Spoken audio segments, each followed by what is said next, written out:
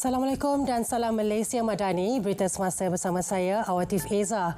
Ibu dan anaknya antara 3 ditahan dipercayai terlibat sindiket pengedaran dadah membabitkan rampasan 1.23 juta ringgit dalam serbuan sekitar Johor Bahru dan Iskandar Puteri, Johor pada 10 hingga 14 Januari lepas. Ketua Polis Johor, Datuk Kamaruzaman Mahmad berkata wanita 61 tahun dan anak lelaki 40 tahun serta seorang rakan lelaki 59 tahun itu ditahan Jabatan Siasatan Jenayah Narkotik Johor dalam satu operasi khas. Sindiket berkenaan dipercayai aktif sejak Oktober tahun lalu. Modus operandinya menjadikan sebuah apartmen sebagai stor penyimpanan dadah sebelum diedarkan ke pasaran tempatan. Tahanan reman ketiga-tiga individu disambung sehingga 23 Januari. Kes disiasat mengikut Seksyen 39B Akta Dadah Berbahaya 1992 dan Seksyen 8(A) Akta Senjata 1960. Pengarah dan penerbit filem Mentega Terbang masing-masing mengaku tidak bersalah di Mahkamah Majistret Kuala Lumpur atas pertuduhan melukakan perasaan agama orang lain menerusi filem itu tahun lalu. Muhammad Khairi Anwar Jailani dan Tan Meng Keng didakwa dengan sengaja melukakan perasaan agama orang lain dengan melafazkan perkataan-perkataan dalam pendengaran serta meletakkan objek-objek dalam penglihatan orang di sebuah premis di Jalan Semara Api pada 12.34 tengah hari 26 Februari tahun lalu. Dakwaan mengikut Seksyen 298 Kanun Keseksaan. Sabit kesalahan, hukuman maksimum penjara setahun atau denda atau kedua-duanya. Kedua-dua mereka diikat jamin RM6,000 dan RM6,500 berserta syarat tambahan dipohon oleh pihak pendakwahan. 14 Mac sebutan semula kes. Seorang anggota polis berpangkat sarjan mengaku tidak bersalah di Mahkamah Session Aikro atas pertuduhan menerima suapan.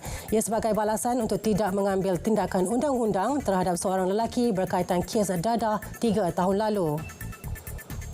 Tertuduh Muhammad Hazwan Ahad yang bertugas di bahagian Siasatan Jenayah Narkotik, Ibu Pejabat Polis Daerah Melaka Tengah didapati secara rasuah menerima suapan wang tunai RM2,000 daripada seorang wanita di Taman Rambai Idaman pada 9 Mac 2021 kira-kira jam 3 petang.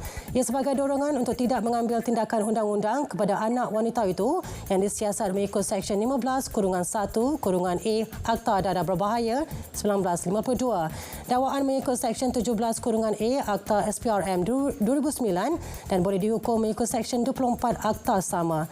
Tertuduh dibenar diikat jamin RM5,000.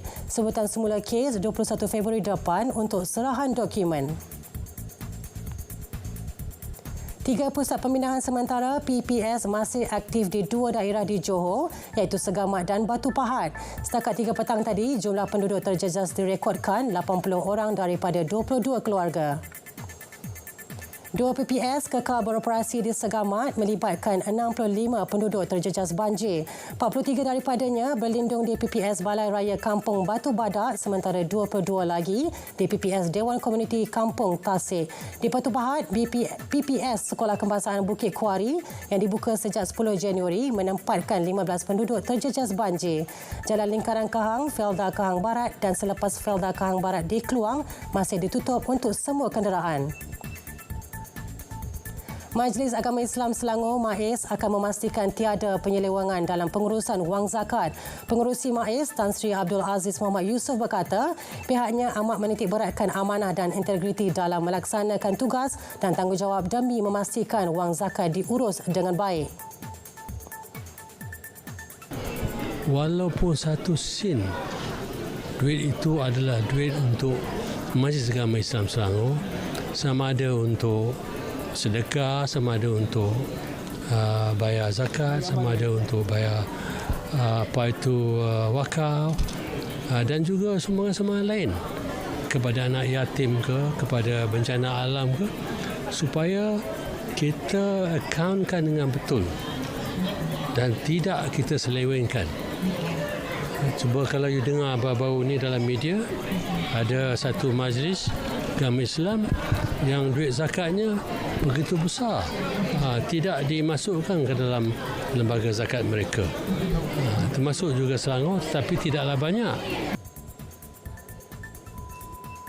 Sekian berita semasa dari Sungai Kesegara, Palestin Pasti Merdeka, Malaysia Madani, tekad perpaduan penuhi harapan.